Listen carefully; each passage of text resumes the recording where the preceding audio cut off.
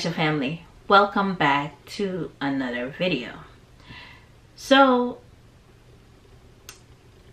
I have seen some kids with autism who are they're geniuses.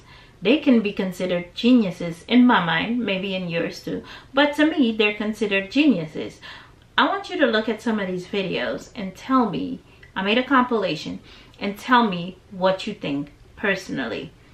If you're new here, hi, I'm Autism Mom, and on this channel, me and the special need family that's already been here, we talk about autism and everything in between.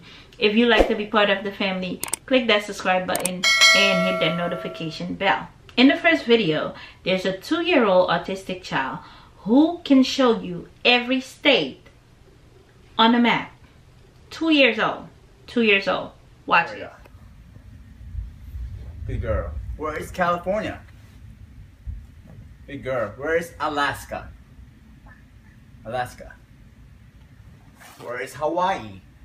Hawaii. Good. Where is Montana?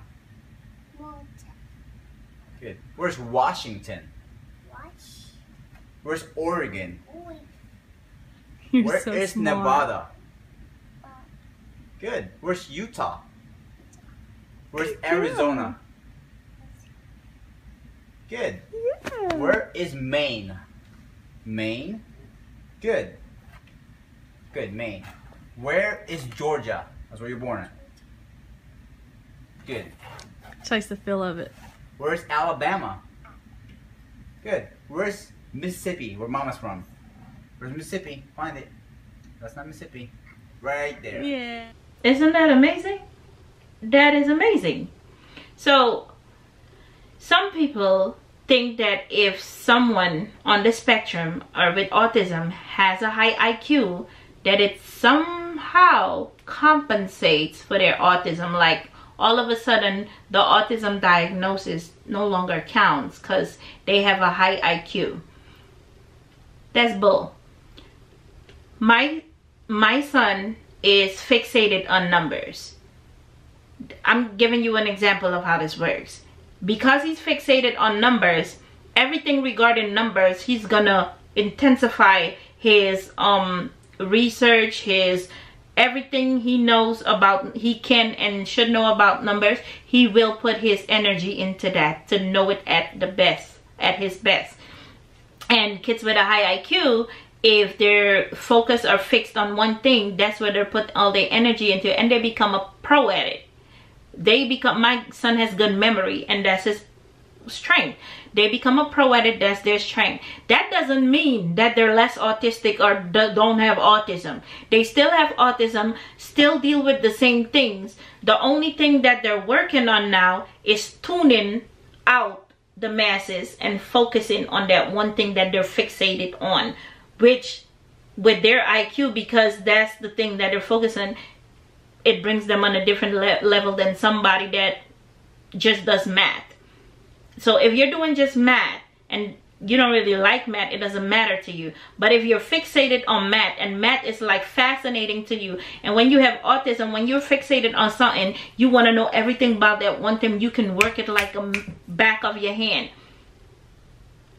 That's the one thing they fixate at. But that doesn't mean that they don't suffer from all the things that come with autism. But people like to act like because they have a high IQ and they're focused on that, the rest doesn't matter. They don't have sensory issues, or they don't have problems with loud noise, lights, music, you know? That's not the case. But I'll let her explain it. Please stop acting like a high IQ somehow magically changes autism or compensates for it, because it doesn't. Because if you are gifted or have a genius level IQ and you're autistic, you've now just added a layer of more deviation from the norm. And that's even harder because, well, sure, we can process things at a really high rate of speed and we can absorb information, especially around our special interests, at a phenomenal rate compared to some. It makes us less relatable. It means that people resent us for the information we know. It means that we have all of these ideas in our head and that we have no idea how to get that to people and have them actually understand what we're trying to say. We have these gifts, but people don't want to listen because we don't have the delivery that they want, because we're not neurotypical. It makes it harder. It's not a gotcha. Please stop acting like it is. Now, the next video is of another genius. His name is Chris.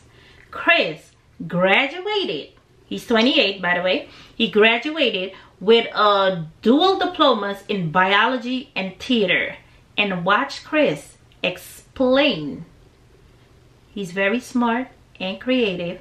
He made a DNA sample. He loves genetics, and he sat there and explained it to his mother. Watch his video. You're labeling the what? I'm labeling the DNA structures based on the CATG standards. Okay. So the green one is C, that is cytosine. What is cytosine? Cytosine is, well, cytosine along with guanine and adenine and thymine are all basically amino acids that are built in as basically building blocks to build the DNA structure. Okay. So if you see any nicks around the DNA center, that represents that it's a phosphate backbone. So it's negatively charged. It's negatively charged. So you will see like a little kink at each side, thus creating this helix, double helix structure. Okay. So You created that on your own? This next kid, a mom took a comment from under one of her videos. The mom was explaining how her 4-year-old nonverbal son solves math problems, and he can even take her thumbprint and buy stuff. So the mom was like, let me tell you my story. I have a son who's a teenager, and he's so good at computers, and he's autistic, that he cracked the unthinkable. Watch the video. This is my teenage son. Prepare yourself. So my teenager, he's brilliant when it comes to electronics. And I don't tell him that because it just like gets into his head. So he can get into anything. Password protected, whatever, he can get into it, and I don't know how. One time the school called me and they were like, Miss London, we need to talk to you about what happened at school yesterday. And I'm like, oh, this is gonna be good. And she goes, so he was trying to access a website that wasn't terribly appropriate for school, and we couldn't figure out how he got onto it. But the school board called us today, and it appears he broke onto the school board's website and changed their security settings. No, it's not funny, but damn, how? This could land him in jail or a job that pays millions of dollars. So this is another brilliant autistic person, and this is their journey. It went from being nonverbal to the best they can be. Watch the video.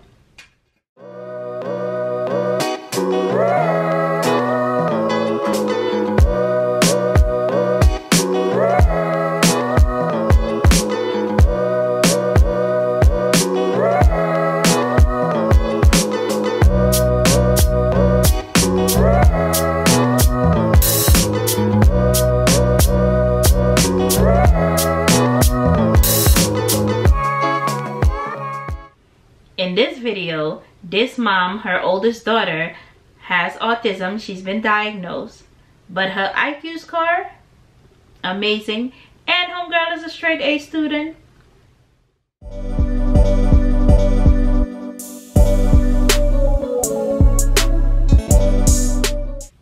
So when we talk about autistic geniuses, people think that when people are disabled, they're either geniuses or they're fools. It's either or. But no, that's not it. And here is someone who's on the spectrum who is going to explain it to the T. In the perception of people who are disabled, there's this dichotomy that they are like either geniuses or fools. And I've seen some other people talk about how if you're autistic, you like cope with that by believing that you're a genius. And I don't think that that's fair to say, specifically because when you are treated like someone who has a cognitive disability, or even if it's not cognitive, like something that is like wrong with you, that's not something that makes you feel very smart or superior. You feel dumb. People treat you like you don't know what's going on. And yeah, sometimes it's obvious that, like, they don't know what's going on either, but sometimes the people who are, like, looking down on you are people who you respect and people who you know aren't, you know, dumb people. Not that there are dumb people, but there aren't, like, geniuses either. There are neither. There's a lot more to say about this. So what does it actually feel like to be autistic? Let's take a look at someone who has autism, and she explains what autism actually feel like, especially in the surroundings of friends and family. I know that I'm autistic because my friends will validate that experience without actually knowing what they're doing or using any of that language. For example, last night a friend told me, dude, you're not like manic or crazy. You just think and feel and experience the world in a much higher resolution. It's like somebody swapped out your brain for a jet engine, and that's why you're tired all the time. Having a jet engine where a brain should be is very exhausting for a mortal body.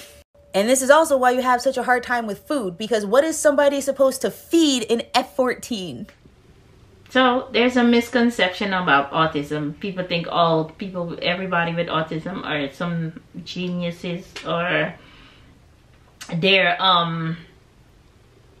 they're gifted. No, autism is a spectrum, and people think that the spectrum is a linear line, more autistic, less autistic. No, the spectrum is a circle, and the circle looks something like this. In one end you can have more of one thing and less of the other. So let's say we have two autistic people and they both have the circle. One can have more aggression and the other one has less aggression. One has more in sensory issues and the other one has less sensory issues. It varies. No two kids with autism are the same, and it varies for every child with autism. Ramsey might be very sensitive to noise, and there's another kid that can stand the noise, but he can't stand sand under his feet. You see what I'm saying? So it's a circle with different groups. And when they say you're on the spectrum, means you're in the circle, but you can fall anywhere in that group.